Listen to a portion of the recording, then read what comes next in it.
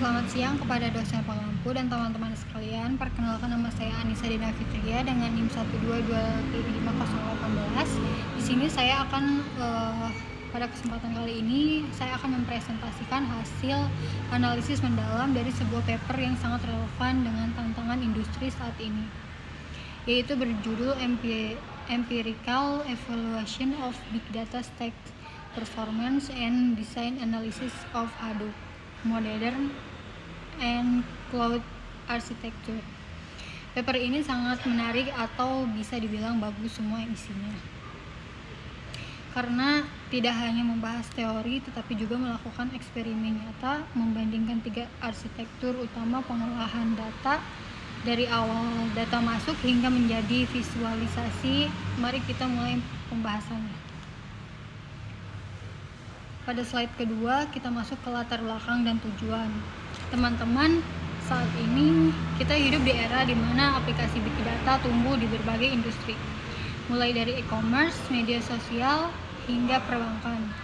Pertumbuhan ini memicu pergeseran besar atau paradigm shift dalam arsitektur data. Dulu perusahaan sangat bergantung pada pendekatan tradisional yang bersifat batch processing yang dipelopori oleh ekosistem Hadoop.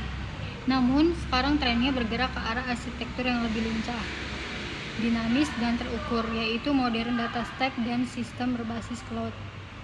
Masalahnya, dengan banyaknya pilihan ini, organisasi sering kebingungan menentukan arsitektur mana yang terbaik. Literatur yang ada biasanya hanya membahas satu arsitektur secara terpisah. Oleh karena itu, tujuan dari penelitian di paper ini adalah melakukan perbandingan yang mendalam, praktis, dan end-to-end, mengevaluasi tumpukan data Hadoop, modern data stack, dan cloud data stack secara langsung. Evaluasi ini mencakup biaya implementasi, kemudahan integrasi, hingga performa skalabilitasnya.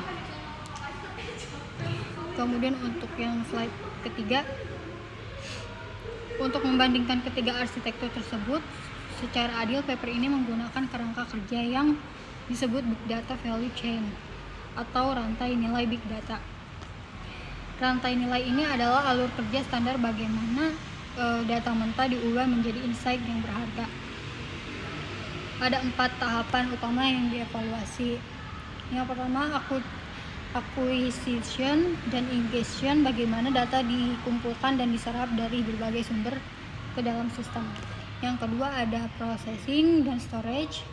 Di sini data dibersihkan dari anomali, ditransformasi, lalu disimpan dalam media penyimpanan yang aman. Dan yang ketiga ada analisis dan visualization, tahap di mana komputasi paralel dijalankan, machine learning atau sentiment analysis diterapkan, lalu hasilnya divisualisasikan agar mudah dipahami. Dan yang keempat, exposition, bagaimana data analitik tersebut diekspos agar bisa diakses oleh stakeholder atau aplikasi eksternal, misalnya melalui API. Dalam penelitian ini, setiap arsitektur diuji untuk melihat bagaimana mereka menangani setiap mata rantai ini. Untuk yang slide keempat, mari kita bedah arsitektur yang pertama, yaitu Hadoop Data Stack. Hadoop ini bisa dibilang sebagai sesepuh Big Data. Karakteristik utama Hadoop adalah pendekatannya yang bersifat monolitik dan dirancang untuk pemrosesan batch terdistribusi menggunakan perangkat keras fisik atau commodity hardware. Dalam pipeline ini, Hadoop menggunakan tools seperti Apache Flume untuk akuisisi, HDFS untuk menyimpan terdistribusi, dan Apache Spark serta MapReduce untuk pemrosesan. Lalu apa kelebihannya? Hadoop memiliki skalabilitas yang sangat tinggi dan ketangguhan sistem fault toleransinya yang luar biasa, sehingga sangat diandalkan untuk memproses data berukuran masif secara on-premise. Namun kelemahannya cukup signifikan di era modern. Operasional Hadoop sangat kompleks karena membutuhkan manajemen cluster yang rumit. Selain itu, karena pendekatannya batch oriented, latensinya cukup tinggi alias lambat untuk kebutuhan real time. Dari segi biaya, investasi awal untuk hardware dan perawatannya sangat mahal. Untuk yang slide 5, arsitektur yang kedua adalah Modern Data Stack atau disingkat MDS. Ini adalah pendekatan kekinian yang bergeser dari sistem monolitik menuju arsitektur yang modular. Karakteristik MDS adalah menggabungkan tools pihak ketiga terbaik di kelasnya, best of breed, misalnya untuk ingestion menggunakan Airbyte, penyimpanannya menggunakan Mimio, object storage, pemrosesannya menggunakan Starbus, dan orkestrasinya memakai Apache Airflow. Keunggulan utama MDS adalah kelincahannya. MDS sangat mendukung pemrosesan berbasis event driven atau real time. Kita memiliki kebebasan untuk memilih tools apa saja sehingga terhindar dari vendor lock-in. Menariknya, paper ini mencatat bahwa MDS merupakan opsi yang paling efisien secara biaya deployment karena kita bisa menyesuaikan tools berlisensi atau open source sesuai anggaran. Untuk kelemahannya sendiri tentu ada karena kita merakit banyak alat dari vendor yang berbeda-beda. Ini menciptakan fragmentasi alat. Proses integrasinya adalah yang paling menantang dan kompleks dibandingkan arsitektur lain. Slide yang ke-6, ketiga, kita memiliki cloud-based data stack. Dalam pengujian paper ini, mereka menggunakan ekosistem dari Microsoft Azure. Karakteristik mutlak dari cloud data stack adalah semuanya dikelola penuh oleh penyedia layan awan, fully managed, dan bersifat serverless. Jadi tidak ada lagi cerita kita sibuk memikirkan server fisik. Untuk di tahap implementasinya, mereka menggunakan Azure Data Factory untuk ingestion, Azure Blob Storage untuk menyimpan, dan Azure Databricks untuk komputasi. Kelebihannya luar biasa. Cloud menawarkan skalabilitas yang elastis, sumber daya bisa naik turun secara otomatis sesuai beban kerja, integrasi antar alatnya pun sangat seamless atau mulus karena berada di dalam satu ekosistem vendor yang sama. Tapi mari kita lihat kelemahannya. Sistem pay as you go bisa menjadi jebakan Batman jika tidak diawasi. Biaya bisa membengkak drastis, terutama terkait data egress cost atau biaya perpindahan data keluar jaringan. Selain itu ada risiko vendor lock-in, artinya kita sangat bergantung pada satu provider saja. Untuk slide yang ke-7, setelah membedah teorinya, paper ini melakukan eksperimen nyata agar perbandingannya adil. Pengujian dilakukan menggunakan dataset ulasan buku Amazon Book Review yang ukurannya masif, yaitu berisi 142 juta baris ulasan dari tahun 1996 hingga 2014. Pipeline tugas yang harus dijalankan ketiga arsitektur dari sangat panjang, mulai dari tahap ingestion data, pembersihan data, kemudian mengeksekusi 5 query SQL kompleks. Setelah itu mereka menerapkan sentimen analisis untuk memilah sentimen positif, negatif, dan netral dari ulasan buku. Terakhir, visualisasi data. Untuk memastikan tidak ada bias, pengujian ini dieksekusi di atas virtual machine yang spesifikasi RAM dan CPU-nya disamakan untuk seluruh arsitektur, yaitu menggunakan 16 vCPUs dan RAM 64 GB tanpa bantuan GPU khusus. Untuk yang slide 8, inilah bagian yang paling ditunggu, hasil dari perlombaan ketiga stack ini.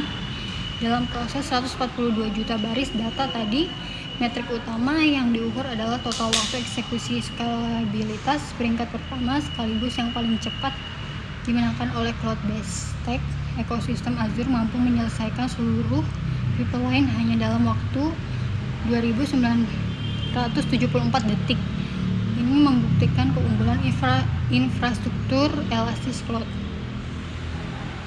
Peringkat kedua ditempati oleh Modern Data Stack dengan total eksekusi 5.212 detik. MDS sangat optimal pada tahap penyerapan dan query data. Meskipun sedikit lebih lambat di tahap analisis sentimen lanjutan, peringkat terakhir dan yang paling lambat adalah Hadoop Stack dengan waktu 9097 detik.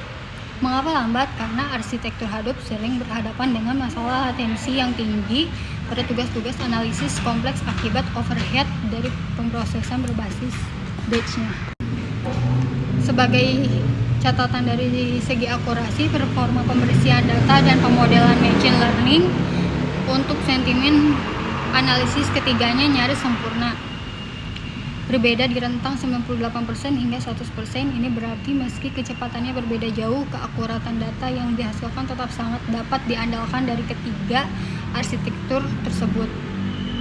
Untuk slide yang ke-9, sebagai rangkuman dari pembelajaran mata kuliah Large Scale Data Management kita hari ini, apa kesimpulan strategisnya yang bisa kita ambil jika suatu saat perusahaan kita ingin membangun arsitektur big data?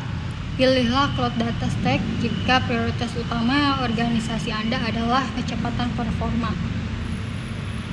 kemudahan integrasi tanpa perlu pusing mengurus infrastruktur, serta kebutuhan untuk skalabilitas yang otomatis. Syaratnya Anda harus mempunyai anggaran operasional expenditure OPEX yang fleksibel. Pilihlah Modern Data Stack MDS jika organisasi Anda menginginkan efisiensi biaya penerapan yang lebih baik, terhindar dari vendor lock-in, dan fleksibel dalam memilih alat terbaik di pasaran.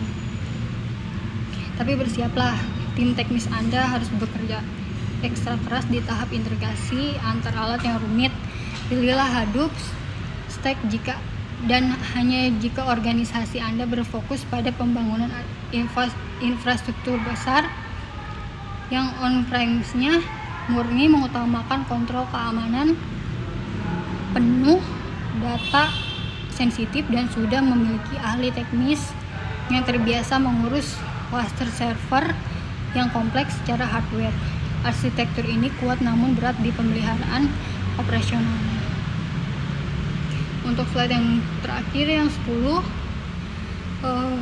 memilih arsitektur big data bukanlah mencari mana alat yang paling keren, melainkan arsitektur mana yang paling menjawab kebutuhan strategis, limitasi biaya, dan kapabilitas tim use case di organisasi kita.